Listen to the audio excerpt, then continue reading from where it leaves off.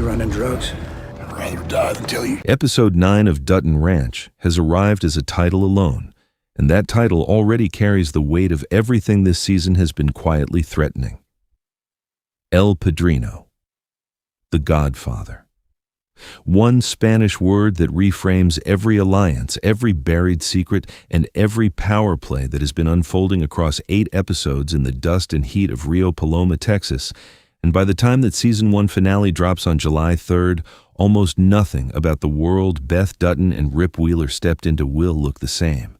The trailer for this finale teases a confrontation so consequential that even the most seasoned Yellowstone veterans are already bracing themselves. And there is one figure standing at the center of it all, a man the show has mentioned in whispers since Episode 3, whose arrival may be the single thing that finally breaks the Jackson Empire wide open. So with that, here is every beat the trailer for El Padrino is setting up, what the title actually means for the season's crumbling power structure, and why this finale is shaping up to be the most pivotal, most devastating hour Dutton Ranch has ever delivered. To understand the full weight of what is coming in the finale, the pieces left behind by Episode 8 need to be laid out carefully. Whiskey Limits was the kind of penultimate episode that this franchise does better than almost anyone else on television right now, the kind of hour that does not just set the table for what follows, it overturns it entirely. And its closing sequence was one of the most loaded final acts of the entire season. Austin, the ranch hand who has spent weeks with one foot in every camp, finally breaks. He tells the truth about what actually keeps 10 Pedal Ranch running at the scale Beulah Jackson has always demanded. And the truth is not pretty. The operation does not survive on legitimate cattle business alone.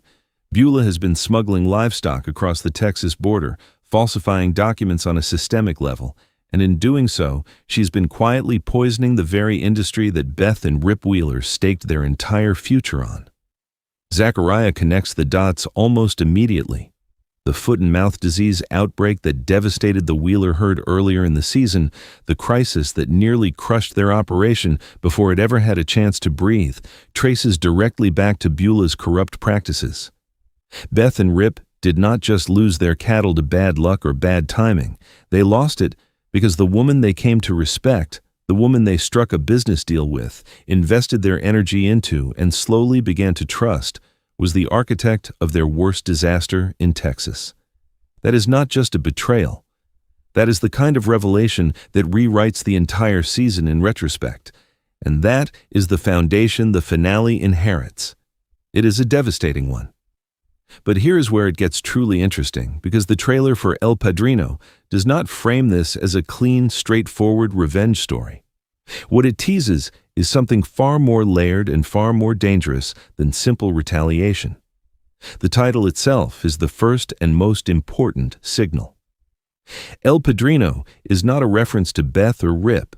Neither of them has ever positioned themselves as a godfather figure within Rio Paloma's social architecture. The title points somewhere else entirely.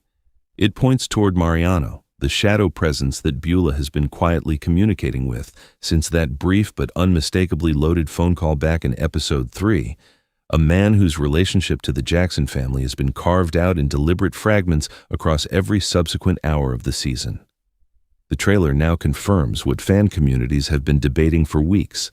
Mariano is coming to Rio Paloma, and his arrival is not a rescue. It is a reckoning. The specifics of who Mariano truly is have been the season's most carefully guarded secret. What the show has revealed piece by piece is that his connection to Beulah runs deeper than business, older than the 10-Pedal Empire itself, older than her sons, and older than the version of Beulah Jackson that Rio Paloma knows and fears. He is the kind of figure that a woman like Beulah would only call in as a last resort, which means the fact that she's been in contact with him at all, even before her heart attack, suggests the Jackson matriarch has sensed the ground shifting beneath her far earlier than anyone around her realized. And the trailer positions Mariano arriving at a moment of maximum vulnerability across the board. Beulah is physically recovering from the cardiac event she suffered at the 10-Pedal 190th anniversary celebration in Episode 7. The lavish night that was supposed to announce the next chapter of her dynasty, and instead became the moment her body finally registered the cost of carrying an empire alone. Her sons, Rob Will and Joaquin, are in open and barely suppressed conflict with each other, a fracture that Episode 6 accelerated catastrophically when Rob Will manipulated Chet into a confrontation that ended with Chet dead and Joaquin shot in the hand by Miguel.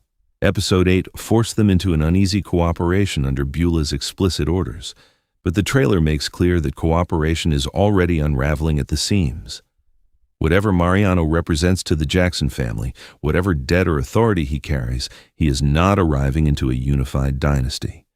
He is arriving into an empire that is cracking from within, at exactly the moment when Beth and Rip are standing outside with everything they need to accelerate that collapse. Well, and that is precisely what makes the trailer's most striking image so loaded with meaning. There is a shot of Rip Wheeler standing at the edge of what appears to be 10-petal ranch land, not as a hired hand, not as an intruder, but as a man who has already made his decision and is simply working out the mechanics of what comes next. Cole Hauser carries that specific stillness across this frame that anyone who watched 5 seasons of Yellowstone will recognize immediately. It is the stillness that means the line has been crossed. It is the quiet that Rip Wheeler gets right before something irreversible happens.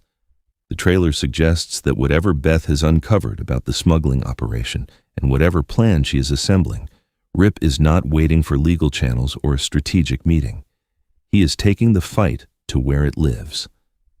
Beth's arc in the trailer is the one that most directly confronts the season's defining question.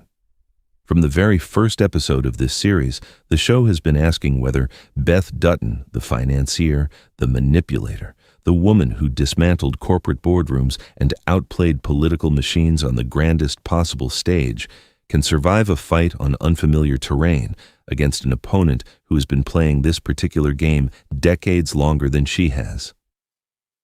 Beulah Jackson was the first antagonist in the Yellowstone universe who genuinely matched Beth, because Beulah operates from the same instincts, but built her leverage before Beth even had a name in business.